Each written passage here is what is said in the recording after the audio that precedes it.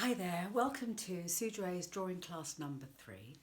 And this week we are going to focus on drawing the face. We quite often, and I've noticed this over the years of teaching the students, I've noticed students have got a reluctance to draw the face. And they'll use every excuse on the book not to draw the face. That's how I like it, that's my style. But it's just that they're frightened to do it. And I completely understand that because we're all frightened to do it. It's a very complicated, movable, malleable, living, vibrant thing, and it communicates all our emotions. Are we happy? Are we sad? Are we, cross? All those things. And so, are we laughing? So I think it's become quite a difficult thing to do. So I'm going to break it down, and I'm going to show you in the slide I'm popping up on the screen now how we can actually mathematically sort out drawing the face. And I suppose it's a bit similar to there's 8 heads to the body. We can break it down simply. I don't want to make it too complicated. I want to go simply because I want us all to get going. And I realise that that's the big thing. Is like, let's get drawing. So I'm going to get the slide up now, and we'll have a little look at that, and I'll just talk to you about it.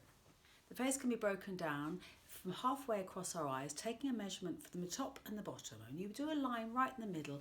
It comes roughly, and everything's slightly different depending on the person's character, their body and their head shape and their ethnicity or whatever. It's going to be slightly different. That's why it's not always, but it's good start. The middle line is pretty much right the way across their eye line. It can be a bit above and it can be a bit below, but it's right the way across their eye line normally, whatever that means. But that's a general rule. And then you can break it down from the chin to the eye line. Halfway down there is normally where the nose comes, okay? And then if you go halfway up again the other way, you'll come mid forehead. So you know roughly where you are with the head. You know roughly that that halfway down the face, 2/3 of the way down the face is going to be the bottom of the nose, and halfway is going to be the eyes, and between the quarter and the bottom is going to be the mouth area, okay, the bottom of the chin. So it kind of is a general rule. Also, the general rule is that middle line with the eyebrow line is normally in line with the top of your ear. Again, this varies. We're not all the bloody same, so it varies. And the bottom of the lobe normally comes maybe at the bottom of your nose, okay? Again, like the picture I'm showing you, that's not the case, and that's a perfect example because we're not all the same, but generally those are where they all come, so you can see. The corners of her mouth, if you do a line straight the way up, it comes pretty much to the side of her pupils, her eyes, the round bits in her eyes, and the iris bit. So they just come just slightly at that side of the iris. Again, it can move. If they've got a very large mouth, it can change that, and that's what you've got to cross-reference when you're doing a portrait of somebody, or when you want to get an accurate representation of somebody. You really need to look at that. But if we're just drawing a basic face, which is what we're going to do today, we don't have to worry about that. We're just going to go with the kind of general breakdown, mathematical breakdown of the face. Right, okay, now we're going to start from the picture that you can see on the screen. We're going to start with our head. Now, I kind of like to start with a kind of a circle, sort of egg-shaped sort of circle. Do you remember, this is just us working it out. It's not going to be our final drawing at all. And so we got roughly we know how big the head is. So halfway across there, halfway across the middle is going to roughly be where our eyes are, okay? Probably that too dark. Then we've got our little plumb line coming down the middle as well. So we've got our 2 lines coming down here, which is our main one and our secondary one. So we go halfway between this line here and this line here, which we're just assuming they're our top lines. We're going to have halfway through that section here. Remember, we're not measuring it, we're just going to do it by winging it like that. We've got our second line and our 3rd one there. So using that as our premise, we know that our eyes, and I always are going to start above this line here, which is going to be our eyebrows, okay? So just get those in, where our eyebrows are going to be. And again, the shape of the eyebrow and what's it doing, depending on the shape of the mood of the face. And then we know that from that eye line, the nose eyebrow, the nose comes directly off it. So we can then start to draw our nose in, coming down to this point here, and get our little nostrils in, and put down some kind of form that we have an idea of where the nose is. And now we're going to go back to the eyes, and the rule is actually, if you draw an eye, between both the eyes, there's another eye in the middle which will fit. So whichever size your eye is, there should be enough space. There's like 3 eyes along here, but obviously we know we've got space for the side of the head. So we're going to draw the eye roughly about here, and the eyes are a nice kind of almondish shape of this particular model, and they've got a little tear duct coming here, so I like to try and get that in as well, because that adds to the reality of the eye. And she's also got her eyelids coming in at the top here. So we got, this is the size of that eye, we got to go into there, so this eye is going to start about here. All right, it's about the same distance as the next one. And again, we've got a little kind of shape of her tear duct, and bringing that around to about here, bringing that in so we can see a little bit of the shape of that eye there. And then I like to put in my line here, which is our eye. The socket of our eye comes in, because you know it's round, so it comes, the skin slightly creases there. And you know, it's nice to try and do a double lip. You look at a line of an eye, it's got sort of almost double going on here. I'm drawing in such a thick pen, you probably can't see that. And there's a little tiny little tear duct in the corner there. I put that line way too thick, so it's going to distort this a little bit. Anyway, carry on. And put in our lovely eyes. Now these are lovely staring straight at us eyes. She's really directly looking at us. And so we put in the iris there, the round pupil there. And then we also put in the iris, the pupil, which is right in the middle, which is absolutely, I just should have left a little highlight there, but absolutely round. It's a hole into the soul. So it absolutely is 100% round. Obviously, any light reflection coming off the eye will maybe it'll look like there's something there, but it's just a light reflection. So there we have our eyes at the moment here. Now we know that there's a line that goes from this bit here of the iris. There's a little tiny faint line. Draw that in here and draw that in here.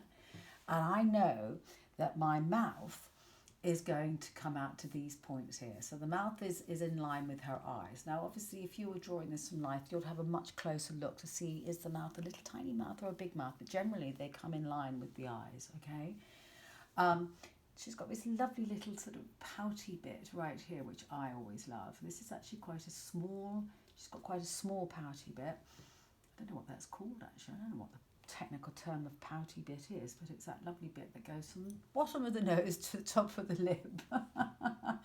And then we bring our lips round to that point there, okay? Again, we've always got to have a look to see what kind of mouth shape they have, or this person has. This lovely little bottom bit here. This is a very quick little drawing, by the way. I like these little bits. They're kind of like great for shading in. And she's got a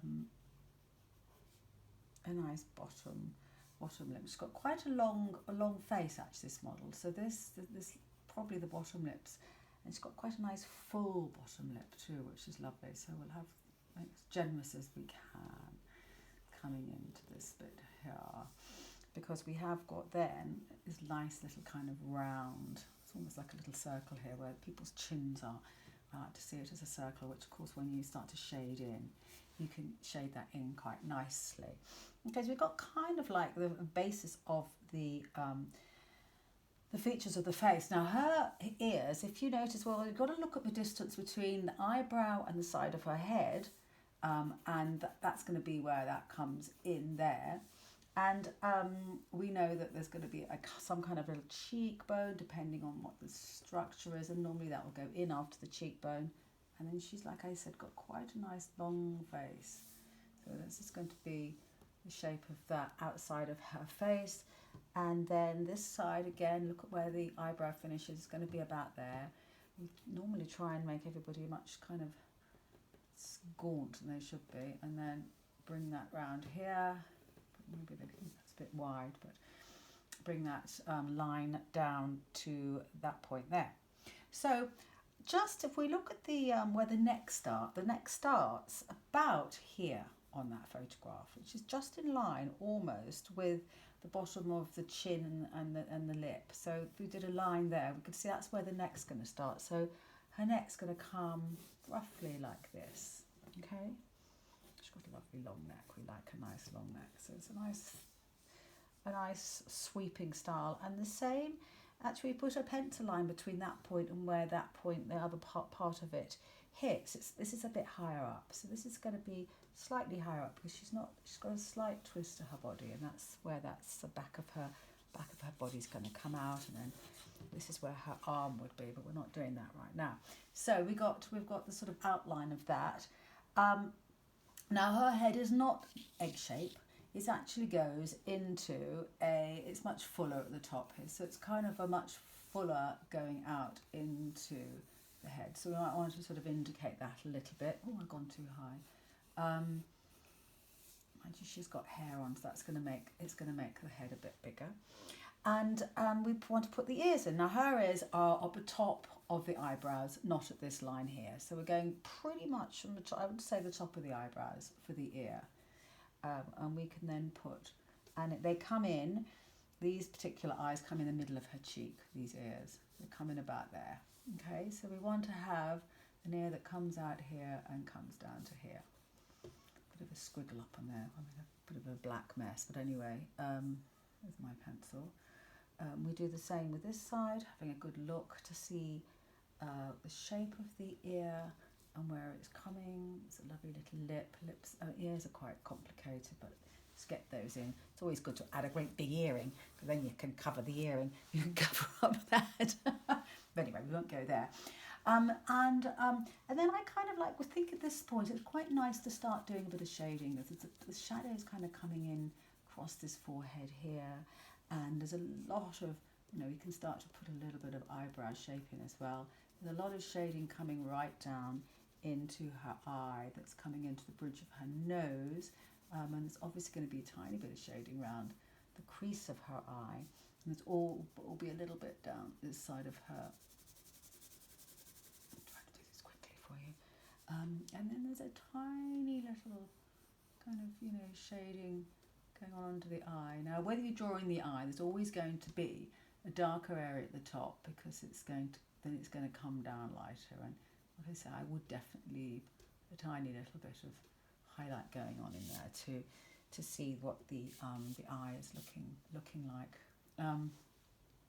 I didn't want to make this a finished drawing, because I'm going to go into another one in a minute, because I want to add a little bit of colour and go into using another piece of material, in fact, so that I just wanted you to sort of get an idea of this drawing the figure using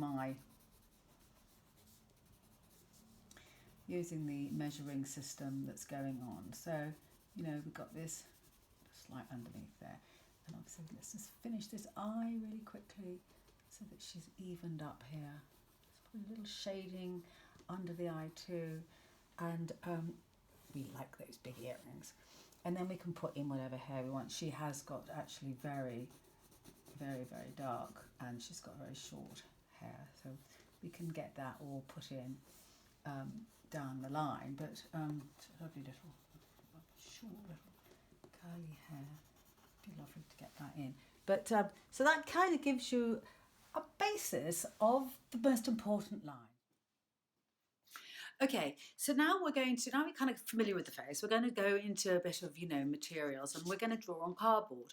And cardboard is the most exciting of materials to paint and draw on, and it's free, and we can go out to any skip we like and hack it, as much cardboard as we want. And I just think the surface is so receptive to drawing and painting on, and it takes ink beautifully and paint. So go out there, find yourself some free material. This time of isolation, we can't go to the shops and buy expensive paper, and anyway, we should be thinking about saving the planet and drawing on other materials. And last class, I talked to you a little bit about drawing on newspaper that had been painted with emulsion paint. And we're going to do the same thing with cardboard, with our emulsion paint and our pencil, or we could use a dip pen, or coloured pencils, or anything that you liked, and we're going to experiment with drawing on this cardboard. I'm going to draw you another face.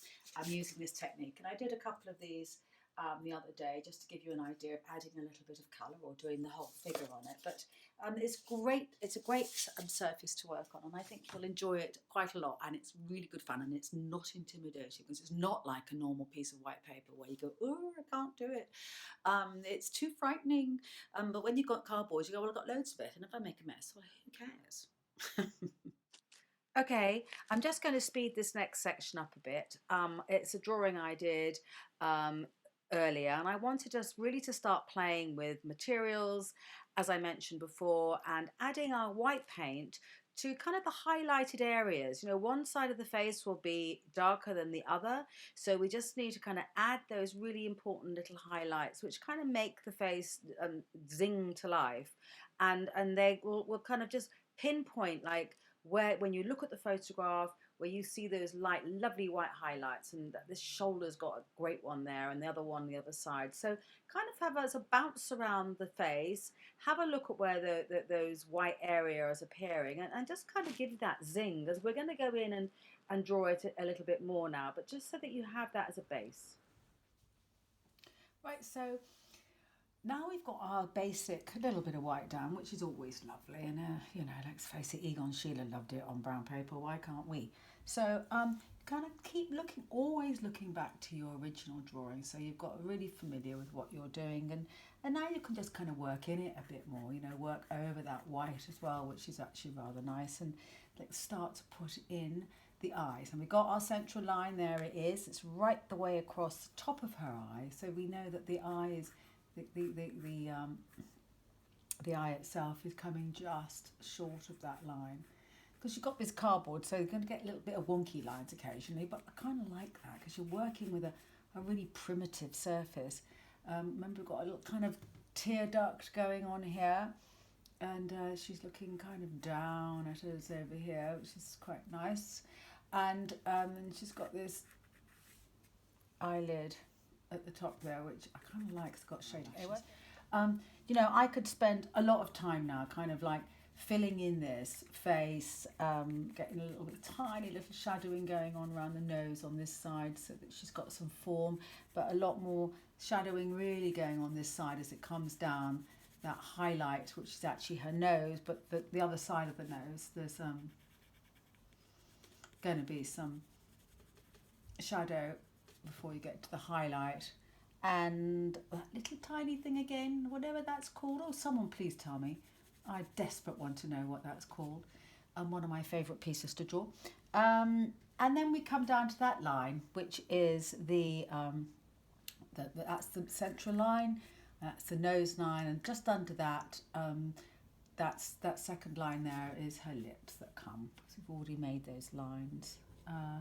Remember, this side of her mouth's going to be much smaller because it's foreshortening. We can't see the whole mouth. We can't draw the whole mouth in its fullness. We've got to draw it as we see it. And if you keep looking at the photograph, you will notice that, because remember, you've got your central line going as well. So we know that there's a lot more lip going on this side of the canvas than there is on the other side. And of course, we've got this eyeball in now.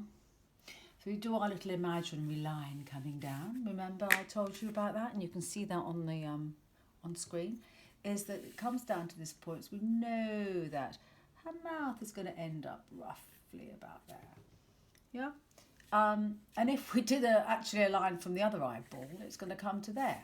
And, you know, for the inside of that eyeball, it's going to come to about there. So lucky me, I did it right. Hey ho, aren't I marvellous? So now we have our face, and I just thought to end up with, I would do something a little bit fun and just, you know, it's not really finished, but I just thought, what the heck, we might as well have a little bit of fun with some gold paint. Look, we can just kind of get our gold paint now, and we can go around the figure and the face, and we can kind of like eliminate some of the lines we didn't like to begin with, that we're proud of the actual drawing, and we can just kind of go in and add a bit of glamour, I suppose, which is always nice. And it's always nice to add a little hint of something else that's going on, and you know, add a little bit of something else. So I hope that you've got something out of today's class, and I think if anything what I try and teach is, you know, just have fun and just experiment, and don't try and get yourself into a tiz about it. Lord knows we all do, of course, and it doesn't get us anywhere, and we just got to kind of like, you know, maybe have a bit more fun in life, and don't worry about, is this a fabulous painting, am I the best in the world, and what am I doing, and blah blah blah. Just get lost in, you know, having a bit of fun, and it's amazing. It'll make you much more happier. Trust me. Thank you for watching, guys, and I hope you enjoyed this class, and I'm going to hopefully make more of them soon. And it's been an absolute pleasure having you in my home watching me draw, and stay safe, be good, well, not too good, and lots of love. Bye.